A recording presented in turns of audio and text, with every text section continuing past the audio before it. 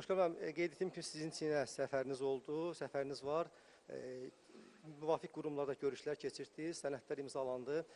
Çinlə əməkdaşlığın hazırki vəziyyəti, perspektivləri, Azərbaycan kənd təsərrüfatı və qida məhsullarının Çin bazarına satışının, daha çox satışının təşkil olunmasına bağlı hansı məsələlər müzakirə olundu, hansı razılaşmalar əldə olundu? Xahiş edib bu barədə məlumat verərdiniz.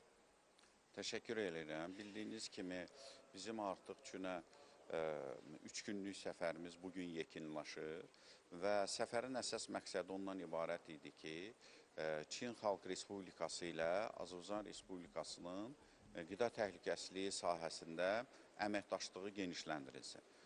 Bunun əsas məqsədi ondan ibarətdir ki,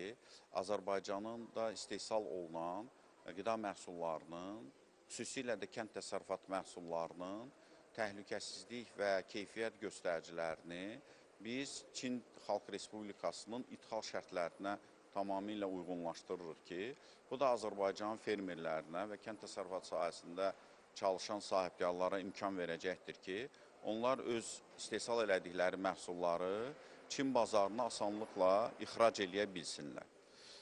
Çin Xalq Respublikasında qida təhlükəsizliyi nəzarəti sistemi multinəzarət sistemidir. Yəni, Azərbaycan Respublikasında əgər bura qida təhlükəsizliyi agentliyi nəzarət edirsə, Çində bura bir neçə qurumun nəzarəti həyata keçirilir. Bu baxımdan da bizim bu sahəyə nəzarət edən bütün qurumların nazirləri ilə görüşümüz baş verdi və fürsətdən istifadə edərək mən həmkarlarımıza da dərin minnətdarlığımı bildirirəm ki, çox məhsullar görüşlər oldu. Görüş nəticəsində qida təhlükəsizliyi sahəsində qida məhsullarının idxalı və ixracına nəzarəti həyata keçirdən və onun qeydiyyatını həyata keçirdən Çin Xalq Respublikasının Gömrük Baş İdarəsi ilə, administrasiyası ilə görüşümüz oldu və görüş nəticəsində bizimlə Çin Xalq Respublikası arasında 3 protokol imzalandı və bu protokollara əsasən artıq Azərbaycanın bütün quşçuluq məhsullarının, eyni zamanda akvakulturalarda yetişdirilən balıq və balıq məhsullarının və vəhşi təbiətdə olan bütün dəniz məhsullarının maneəsiz və asan şəkildə ixracının həyata keçirilməsinə əlaqədar razılıq əldə olundu. Belə ki, Qida Təhlükəsizliyi Agentliyinin bir müddət öncə təqdim elədiyi bütün hesabatlar Çin Xalq Respublikasının müvafiq orqanları tərəfindən incələnəndən sonra Azərbaycanın digər kənd təsərrüfatı məhsullarının da Çin Xalq Respublikasına ixrac olunması ilə əlaqədar məsələlər müzakirə olunub. Bildiyiniz kimi, bir müddət bundan öncə biz badamın və fındığın ixracı ilə əlaqədar razılaşmanı əldə etmişik. Bu günlərdə isə Azərbaycan ən əsas ixrac potensialı olan kənd təsərrüfatı məhsullarının, əsasən də meyvə və tərəvəzlərin Çin Xalq Respublikasına ixracı ilə əlaqədar razılaşma əldə etdik. Eyni zamanda görüşlər nəticəsində bizim Qida Təhlükəsizliyi Agentliyinin tabeliyində fəaliyyət göstərən Qida Təhlükəsizliyi İnstitutu ilə Çin Xalq Respublikasının Baş Gömrük Administrasiyasının nəzdində fəaliyyət göstərən Araşdırma və Texnologiya Mərkəzinin birgə əməkdaşlığı ilə əlaqədar razılıq əldə olunub. Bildiyiniz kimi, bu mərkəz dünyanın ən məşhur həm elmi tədqiqat, həm də qida təhlükəsizliyi sahəsində risklərin araşdırılması və idarə edilməsi sahəsində öz sözünü demiş bir mərkəzdir və bizim üçün də çox ciddi bir fürsətdir ki, həm əməkdaşlar arasında təcrübə mübadiləsinin həyata keçirilməsi, həm də yeni texnologiyaların qida təhlükəsizliyi sahəsində Azərbaycanın da Qida Təhlükəsizliyi İnstitutunda tətbiq olunması imkanları yaradır. Eyni zamanda bizim Çin Xalq Respublikasında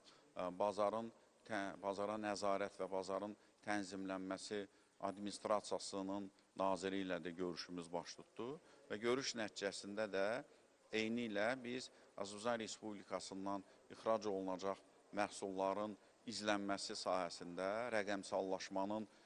həyata keçirilməsinə əlaqədar razılıq əldə olundu və eyni qurumun da nəzdində olan laboratoriyalarla Qida Təhlükəsizliyi Agentliyinin nəzdində fəaliyyət göstərən laboratoriyalarında bundan sonra birgə əməkdaşlıq etməsi və bizim elektron sistem olan Aktislə Çin Xalq Respublikasında fəaliyyət göstərən qida təhlükəsizliyi sahəsindəki elektron sistemlərin bir-biri ilə inteqrasiya olunması ilə əlaqədar razılıq əldə olundu ki, bu da bizə imkan yaradacaqdır ki, artıq bizim fitosanitar və baytarlıq sahəsində,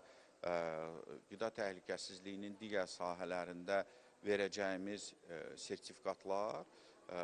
elektron şəkildə inteqrasiyası əldə olunacaq və bu da sahibkarlarımıza şərait yaradacaqdır ki, öz məhsullarını daha asan və çevik ixracını həyata keçirə bilsinlər. Fürsətdən istifadə edərək mən Azərbaycanın bu sahədə çalışan sahibkarlarına müraciət eləmək istəyirəm ki, bildiyiniz kimi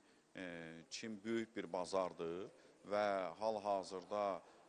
böyük, ciddi bir fürsət əldə olunubdur ki, biz kənd təsərrüfat məhsullarımızın ixracının və digər qida məhsullarımızın ixracının həyata keçirilməsi istiqamətində şaxələnməni apara bilək və mən də fürsətdən istifadə edərək Azərbaycan sahibkarlarına səslənirəm ki, onlar digər bazarlarla yanaşı Çin bazarında dəyərləndirsinlər və artıq bu fürsətdən istifadə edərək istər badam və fındıq, istər müxtəlif quşçuluq məhsullarının, istər akvakulturalarda yetişdirilən balıq və balıq məhsullarının, bizim vəhşi təbiətdəki dəniz məhsullarının, eyni zamanda da bir sıra kənd təsərrüfat məhsullarının, meyvə və tərəvəzlərimizin Çin Xalq Respublikasına ixracı istiqamətində artıq əməli tədbirlərə başlasınlar və bu sahədə də Qida Təhlükəsizliyi Agentliyi və Çin Xalq Respublikasının müvafiq qurumları bu işin həyata keçirilməsi üçün lazım olan bütün işlərdə dəstək verməyə hazırdır.